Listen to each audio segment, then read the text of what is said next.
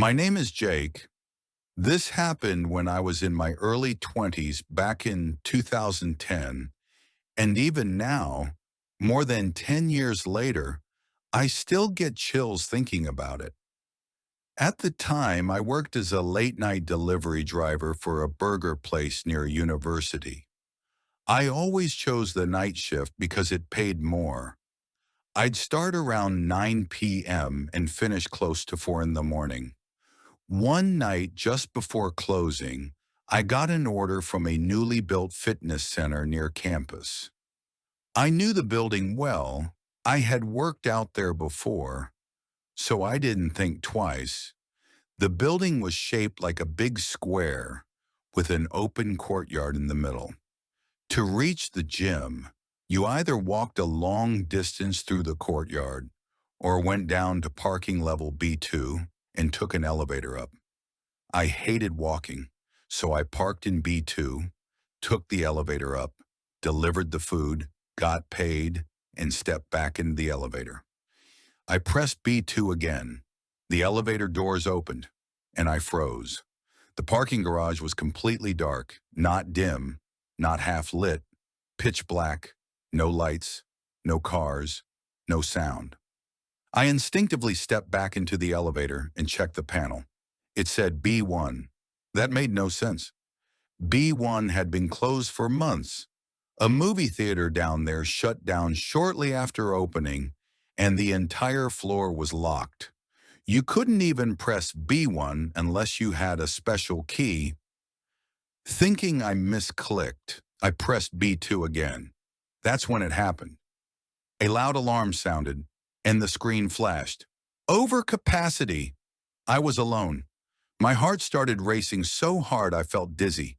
The elevator doors were still open, facing total darkness. Somewhere far away, I could see a faint red emergency light, but I couldn't tell how far it was. My phone was useless. No flashlight, no signal. I stood there, frozen for what felt like forever, my body gently rocking back and forth, like I couldn't decide whether to step out or stay inside. Then suddenly, the alarm stopped. The doors closed. The elevator went down. When it opened again, I was back on B2, fully lit, completely normal, like nothing had happened. I ran back to the shop and told everyone.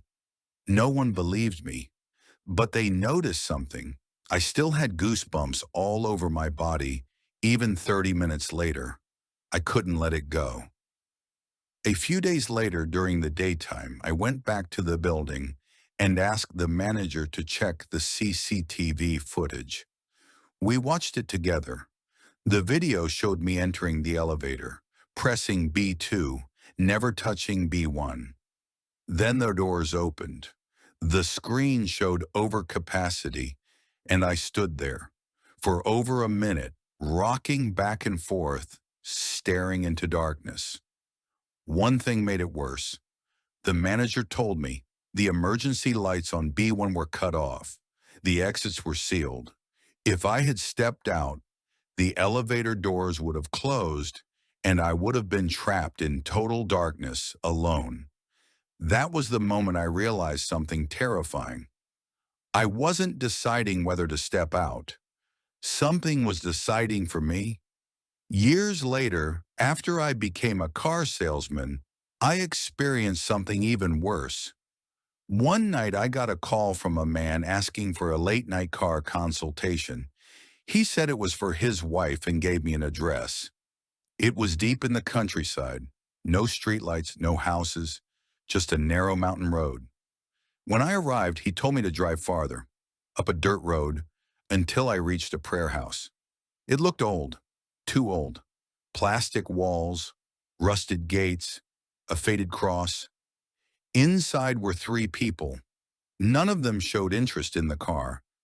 They kept asking about my religion.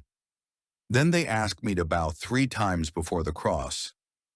I felt something was wrong. When I asked for a name to complete paperwork, the man said, "I don't have a name. I am only a servant." He tried to sign a cross instead of a signature. That's when I decided to leave. But when I tried to open the door, it wouldn't open. Something grabbed my neck from behind. I broke free and ran. I jumped into my car, locked the doors, and as the engine started, I heard hands slamming against the windows. I didn't stop driving until sunrise. The next day I went back with friends. The prayer house was gone, just an abandoned clearing. No building, no lights, no signs anyone had been there. But my tire marks were still on the ground. After that, I stopped looking for ghosts because I learned something worse. Sometimes they come looking for you.